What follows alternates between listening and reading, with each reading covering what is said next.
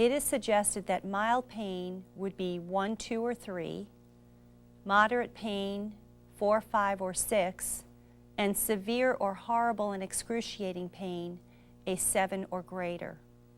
Section J3 reflects pain site.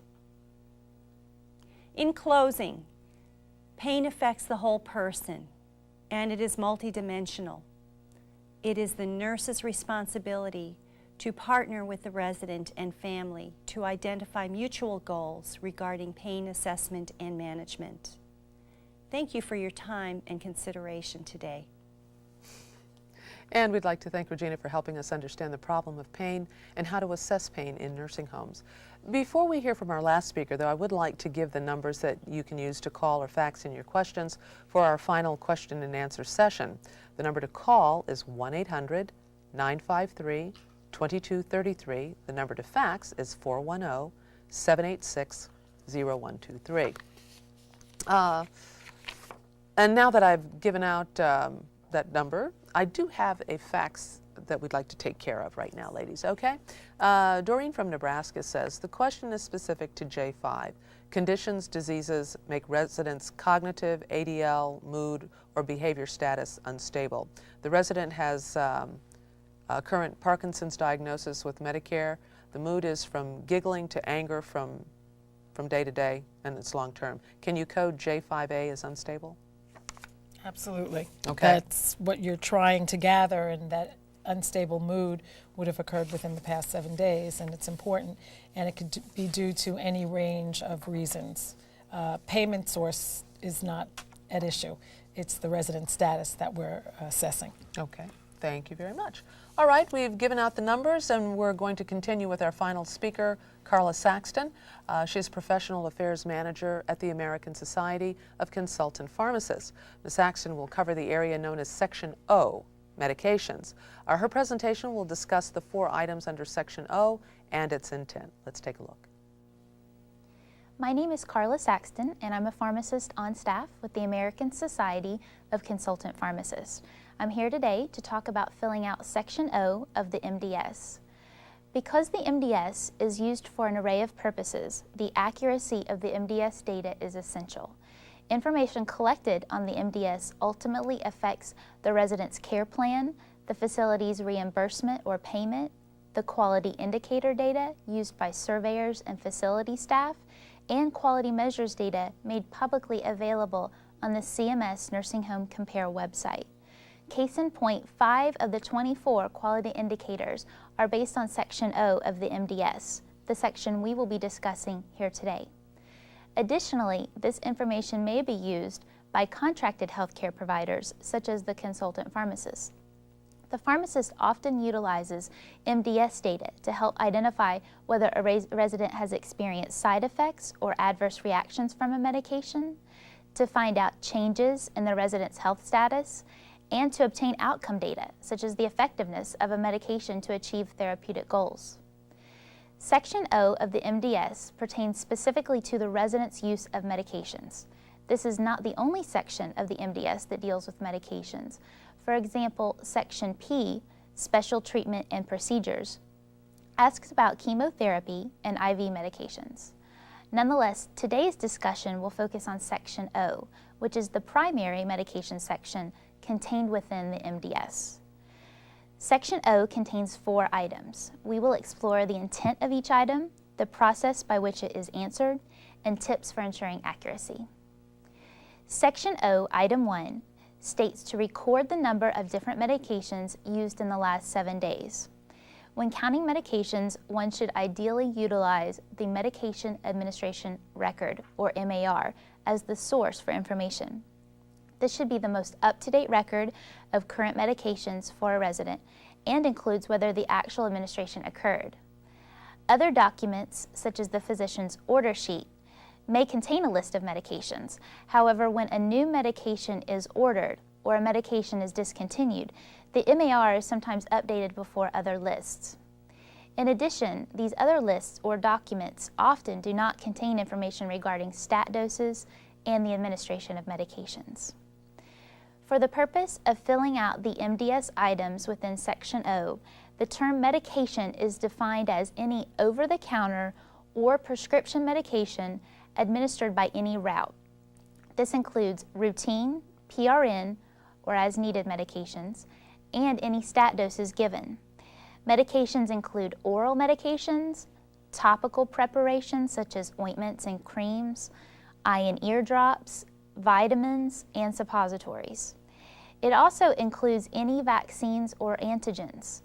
It's important to include these products because antigens and vaccines can cause systemic or local reactions similar to other medications.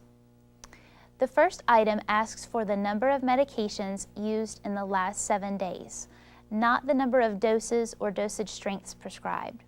For example, if a resident has an order for morphine 5 milligram to be given every morning and 10 milligram at bedtime, this would be counted as one medication.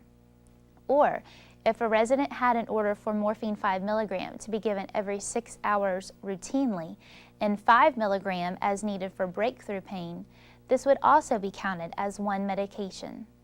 Since the number of doses is not counted, it would not matter whether the resident in this example received several PRN doses, one dose, or no PRN doses, so long as they received a dose of morphine at some point in the past week.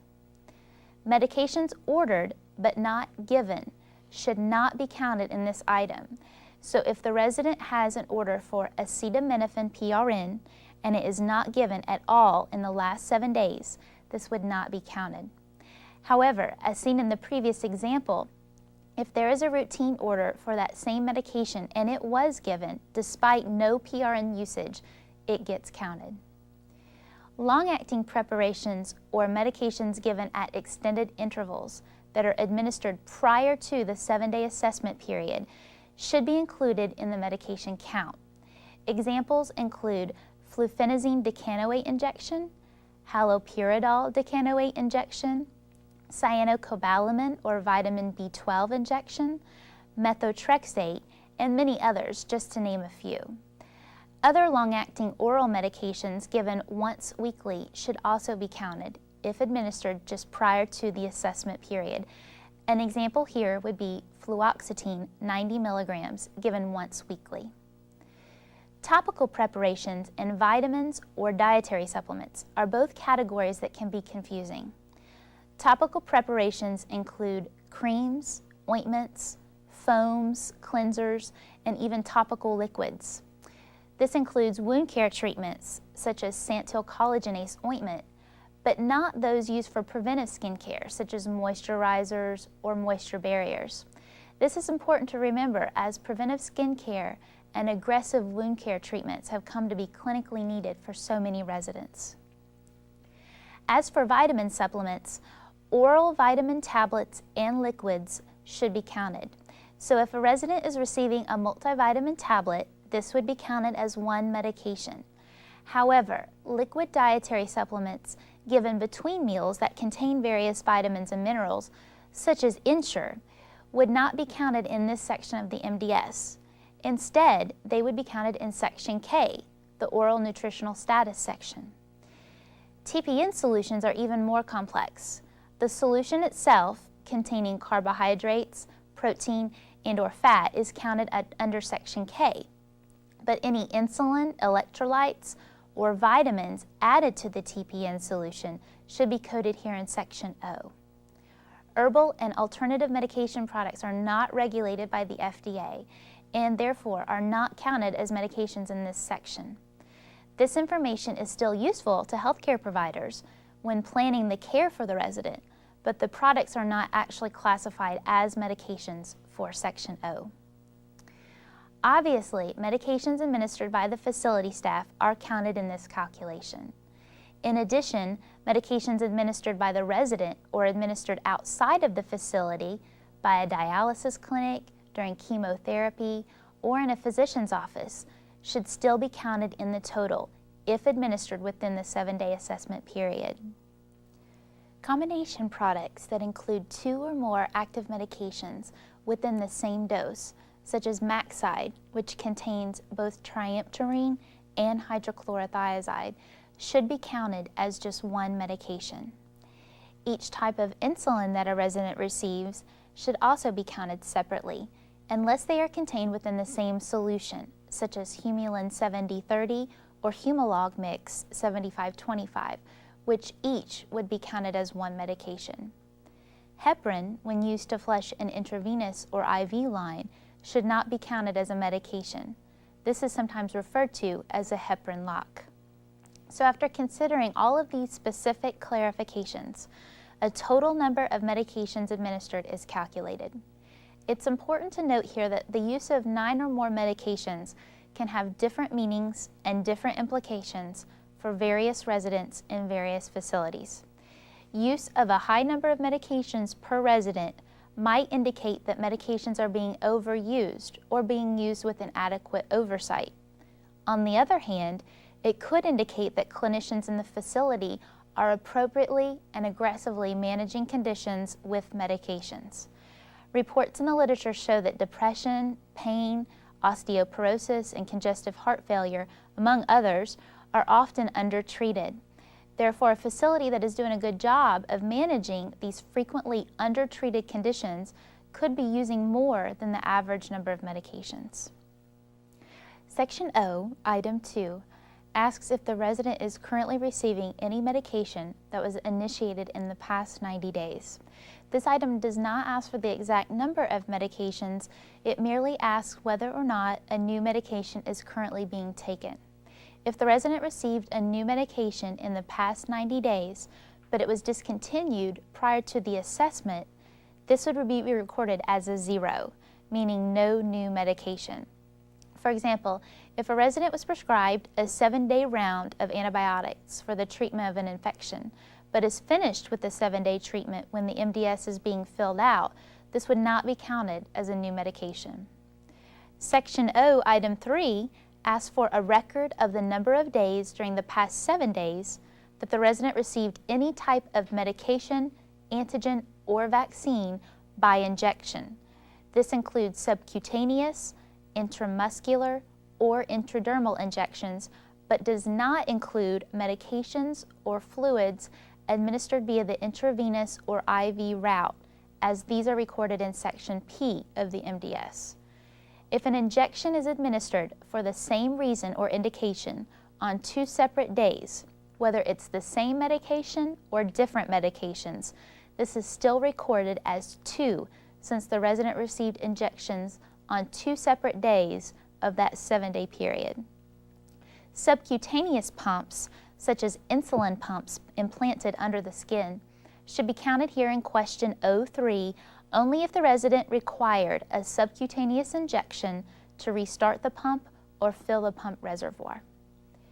Section O, Item 4, requests the number of days during the last 7 days that the resident received a medication in one of 5 classes, including antipsychotics, anti-anxiety agents, antidepressants, hypnotics, and diuretics. Any administered medication classified in one of these groups should be counted, regardless of route of administration or setting in which it was administered, including the nursing facility, physician's office, or the hospital emergency room. To ease the classification of various medications into the appropriate groups, Appendix E of the RAI contains a list of medications that fall under each of these categories. ASCP, the American Society of Consultant Pharmacists, also has such a list provided in alphabetical order that includes both generic and brand names of medications and the class in which it is included. It also denotes whether the medication is mentioned on the Beers list. The Beers list is a resource used to identify potentially inappropriate medications for the elderly. We are in the process of updating this list to reflect new medications and the new Beers list that were introduced in 2003. The important thing to remember with this question is to code medications according to a medication's pharmacological classification, not how it's being used for that particular resident. For example, oxazepam or lorazepam may be used as a hypnotic, but it's officially classified as an anti-anxiety agent. Coding according to the pharmacological class ensures that the appropriate side effects of a medication are monitored. As an additional example, over-the-counter antihistamines used as sleep aids, such as diphenhydramine, should not be coded here. Despite how these agents are being used, they are not classified as a hypnotic. One important thing to remember when filling out Section O for newly admitted residents is that medications administered at the sending facility or hospital should be taken into consideration and counted if the resident was admitted within the last 7 days prior to the MDS assessment. Discharge or transfer records should be utilized for the purpose of counting administered medications. If these records are not clear or do not reference whether the resident received a particular medication, it should not be considered when recording the answers to items in Section O. The use of a medication should only be reported if records clearly documented that administration of the medication occurred. Trends associated with discrepancies can help those filling out Section O to focus on common problem areas and prevent errors before they occur. For this reason, common discrepancies found by the CMS DAVE team will be discussed here. Inaccurate completion of Section O usually occurs for one of the following reasons. Either the 7-day look-back period is not being taken into consideration, or PRN and stat doses are not being counted, medications utilized prior to an admission but within the 7-day look-back period are not being captured, the number of drugs is counted rather than the number of days, which specifically applies to questions 3 and 4 of Section O. IV medications are being considered, which should be reserved for Section P of the MDS, or sometimes PPD tests for tuberculosis are not included in the count. It might be helpful to go through a case study of a resident's list of medications as seen on the MAR and determine the answers to each of the questions in Section O. For example, a list of the resident's medications might include carbidopa-levodopa 25-100, 2 tabs 3 times a day, paroxetine 12.5 milligram, 1 tab once daily, fludrocortisone 0.1 milligram, 1 tab once daily, but this medication is on hold currently. Zolpidem 10 milligram, 1 tab at bedtime, and this medication was started 35 days ago. Cyclobenzaprine 10 milligram, taken 2 tabs every morning and 1 tablet at bedtime as needed. And it should be noted that 2 PRN doses were given this week on Wednesday and Thursday. Risedronate 35 milligrams, 1 tablet weekly.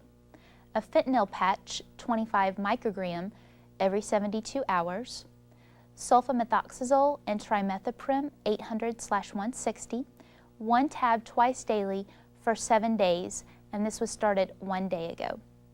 Multivitamin, 1 tablet once daily. Calcium, 600 milligram with vitamin D, 1 tab once daily. And an influenza vaccine was administered just 2 days ago.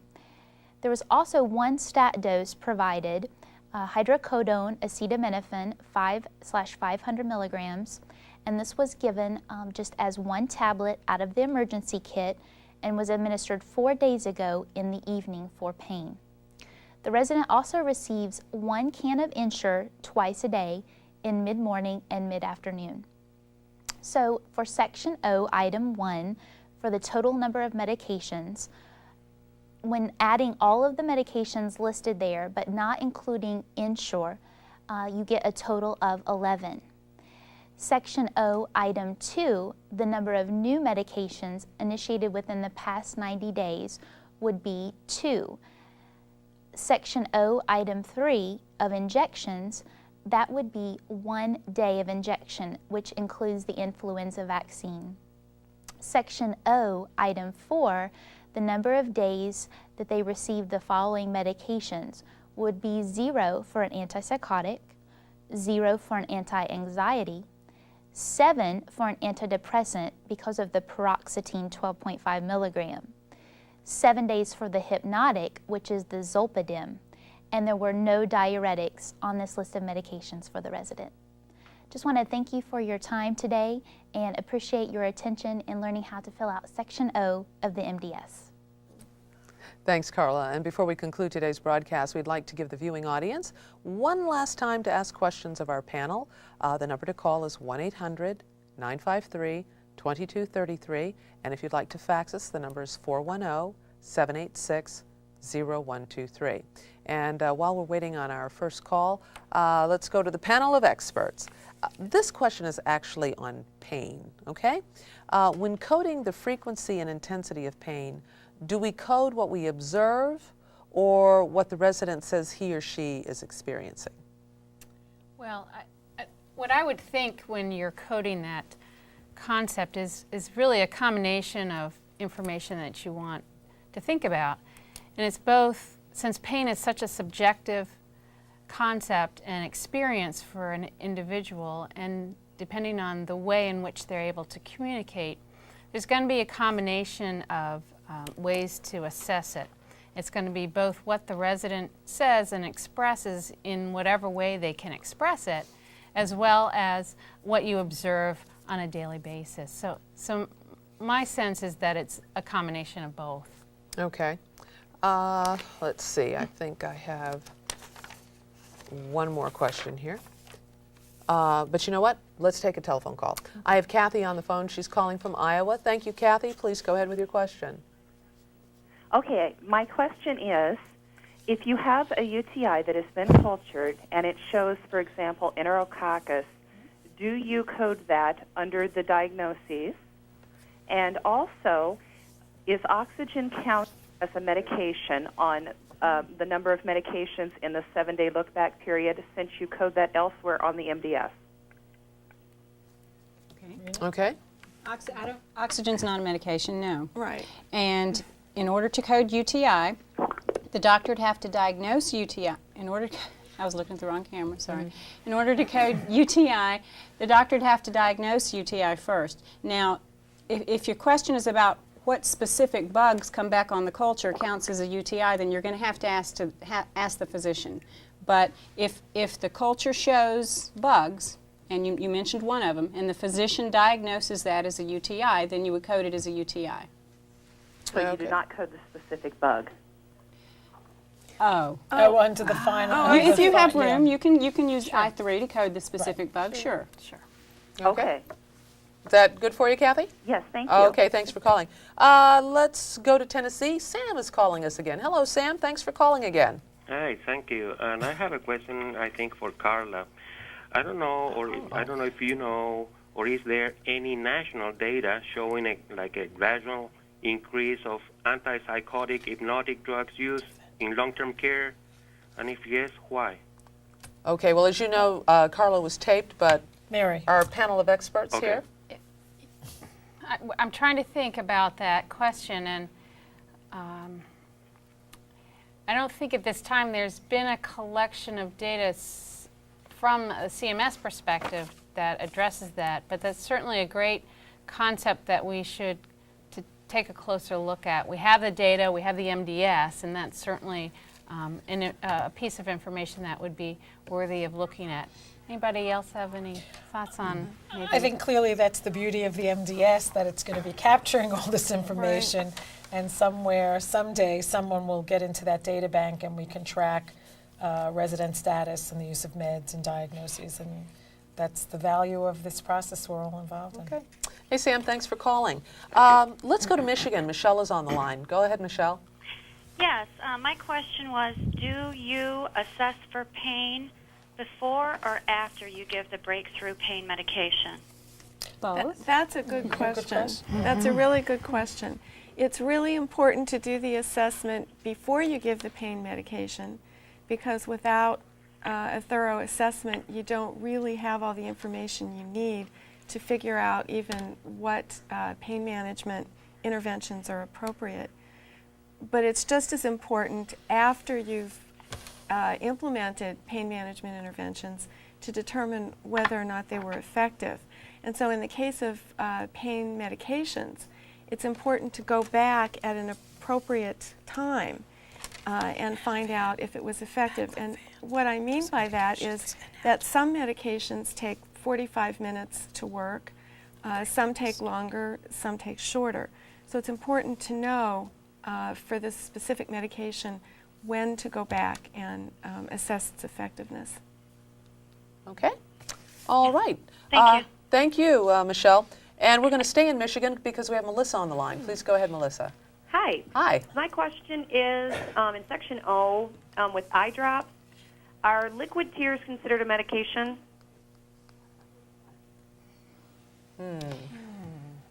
They're pondering. Do we have the... Yeah. Repeat the question. Are though? Are liquid liquid tears tears a considered medication? Oh. medication? It's over the counter. I think so. Read It's the, over the counter, and so it's on the other page, Yeah. There you go. right under Here's start section. that. It's that first paragraph. the first The paragraph. first paragraph, Process. right says there. include any routine PRN. Meds include topical preps, ointments, creams used, Eye drops, vitamins, eye drops, vitamins, suppositories. Okay, I didn't know if the liquid tears, because there really wasn't anything involved in the properties. I didn't know if a medication was in there, and that included that. It's an over-the-counter topical that you're administering. Right. So we Okay, would so count we it. do count that. Okay. Also, there's a couple more I have, real quick. Okay. Somebody has zinc and multivitamin and vitamin C. Those are all considered, that'd be 3 meds. Are they in if they're in 3 separate pills? Yes. Okay. Okay. And then an IV medication, that one kind of got to me. If somebody has a PICC line and out of the 7-day look back, let's say they got an antibiotic every other day, and during that 7-day look back, they received it twice. I don't count that in O, we count that in the P. Oh, you do. Yeah. In O1, what you're doing is counting the actual number of different medications the resident had during the look-back period. And then, since it's an IV medication, then you would also count it as an IV medication. Okay, I Okay. misunderstood that you put it both places. Melissa, Okay. thanks so much. Thanks. All right, we're going to stay in Michigan because we have Burnham on the line. Please go ahead. Hi, thank you for the live broadcast. My question is about medication care plan. If a patient's like diabetic and taking 3 or 4 medication, when we do care plan, are we supposed to mention all the medication or just put medication as ordered? Well, in the MDS manual, in Chapter 4, it clearly states that whatever the clinical team determines to be appropriate to care planning should be care planned. And so I see, Rena, you want to add to that? That's so, there's standards of practice and there's what would be appropriate. There's no one answer for this, but clearly medications that do require monitoring, intervention, nutritional involvement, physician support services, however, should be included in your care planning. Okay, Burnham, thank you so much. We're going to move on to New York. We have Lucero on the line. Please go ahead, Lucero. Hello? Hello. Yeah, I have a question. I have 2 questions, actually. Because we just want to clarify. Is PPD included or not included when we code for injections? It is included. Included, It's in, okay. in O1, and it's also included as injections. Okay, another question, okay? Because it was mentioned by the pharmacist that we code according to the medication's pharmacological classification, okay? The doctor ordered Klonopin for dementia with agitation, and Klonopin is classified as an anticonvulsant. That's right. And the reason why we do this to code according to medication's pharmacological classification is to ensure side effects are monitored. However, it says side effects are similar to diazepam, and diazepam is classified as an anti-anxiety. So shall we code under anti-anxiety or not? No, Klonopin does not go anywhere in O4. It comes up a lot, but you code according to the class, not the use. There's no place for Klonopin in O4. Okay. Okay. Thank you, Lucero, very much Thank for you very calling. much. Okay, we're going back to Michigan. Let's go back to Michigan, and we want to hear from Grace. Please go ahead, Grace. Grace?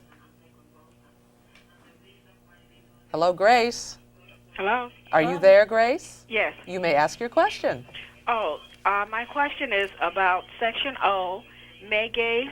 It's listed as an anti-neoplastic agent, and it's used as an appetite stimulant. we wanted to know if we should code section P1AA as chemotherapy, for chemotherapy. No, you don't. You'd put Megace in section 01 in the number of meds if it was given during the 7-day look-back period, but the manual specifically says that in section P, you only use drugs that are given for an anti-neoplastic reason. So if you're giving Megace as an appetite stimulant, it does not go as chemotherapy. I don't think she can hear me. Okay. But it doesn't go as chemotherapy in section P. Okay. Did you get all that, Grace? Yes. All right. Thanks for your call. Thank you. You know, Michigan, you are the winner today. You get the prize because Debbie is calling from Michigan. Please go ahead, Debbie. Hello. Hello, Debbie.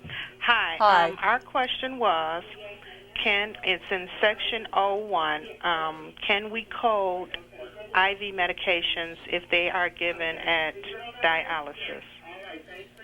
Well, can we in check 01, section, yes. In we will 01, check section O, but can we also include section P? No, that's been a clarification that's been updated. 01 is gathering medications from everywhere, and it's a count to see how many different meds the resident has been given. In section P, it's been explained and clarified that for a resident who is receiving, in your case, hemodialysis and going outside, those medications that the person is receiving off-site would not be included as IV medication. In section P. In section P. It will be in O, it won't be in section P. Okay, thank you. Thank you, Debbie. Bye-bye. All right, we're going to leave Michigan. I'm sure we'll be back. But we're going to move on to Indiana now, and Kim has a question. Hi. Hi. I know that they have new medications that are out, and they're classified as both antidepressant and as an antipsychotic. And I was just wanting to clarify that it's to be coded in both places. That's correct. Again, that section of the MDS is looking at the side effects, or wants us to be able to look at the side effects for our residents. And I believe that the medications, the combination medications you're referring to, have the two different medications specifically, those types of medications. And so they would be coded in both places. Okay. All right, thank you. Thank you, Kim. All right, let's head south, everybody. We're going to go to Joanne, who's calling from Georgia. Please go ahead, Joanne. Hi. Hi. I just have a question, or I need a clarification on Section O.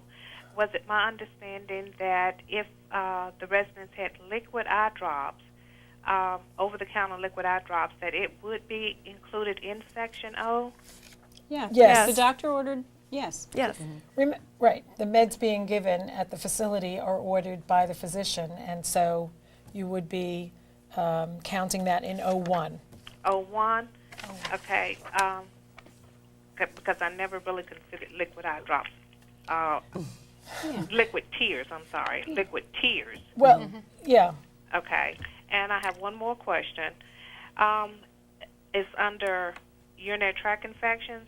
If a resident is receiving like a prophylactic medications but have no signs and symptoms during that time of assessment period, would you code that under the diagnosis of urinary tract infection because they're on the medication on a routine basis, but they have no signs and symptoms?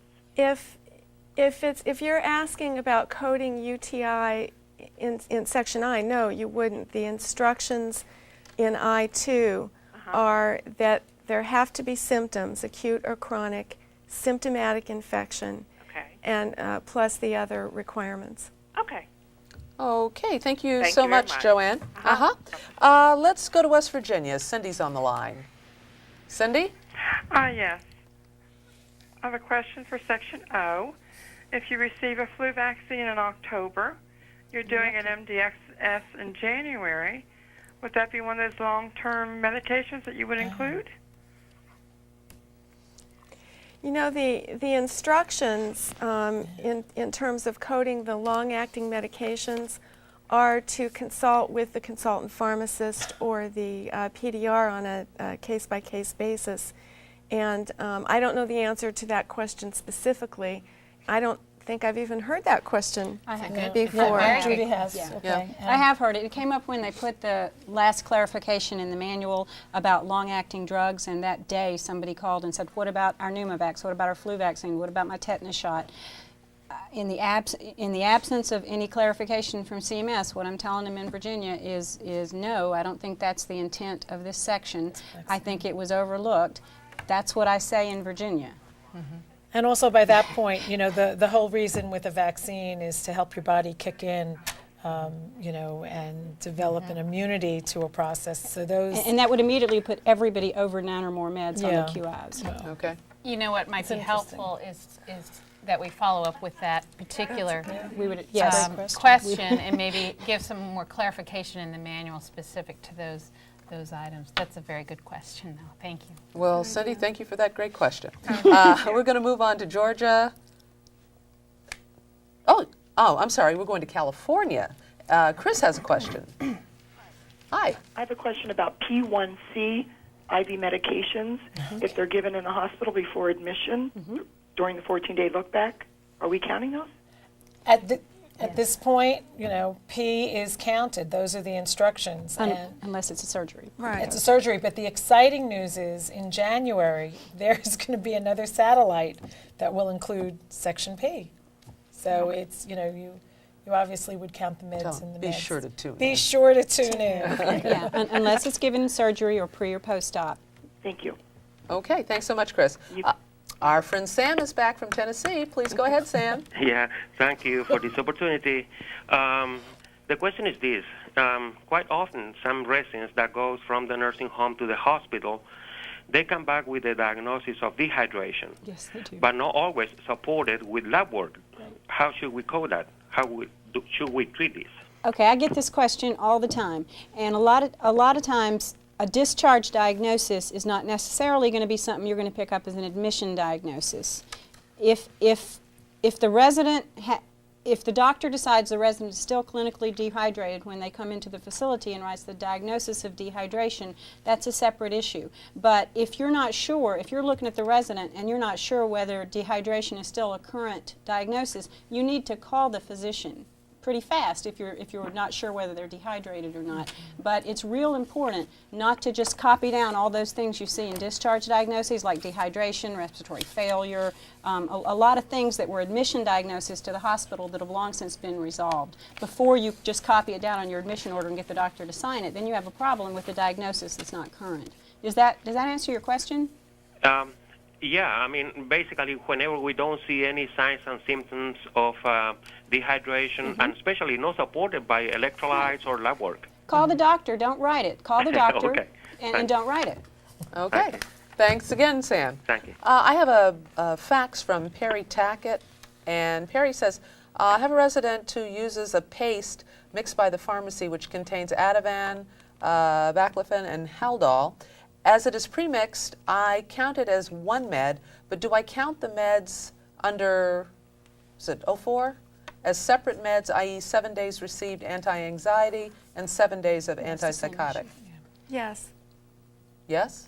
The short answer is yes, you do count them separately. Okay. In 04. All right.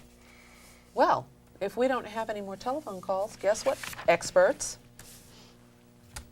This concludes our broadcast. And I'd like to give a special thanks to our panel and you, our viewing audience, who've participated in the broadcast. I hope that it's been helpful and informative. This broadcast can also be viewed in its entirety on the internet at http://cms.internetstreaming.com up to 1 year from today. If you prefer videotape copies of the program, they can be purchased from the National Technical Information Services at 5285 Port Royal Road, room 1008, Sills Building, Springfield, Virginia, 22161. The telephone number, if you'd like to call, is 703-605-6186. Again, I'd like to thank our panel members and our viewing audience for participating in this important and informative broadcast. Thanks for joining us. I'm Doris McMillan. Have a great day.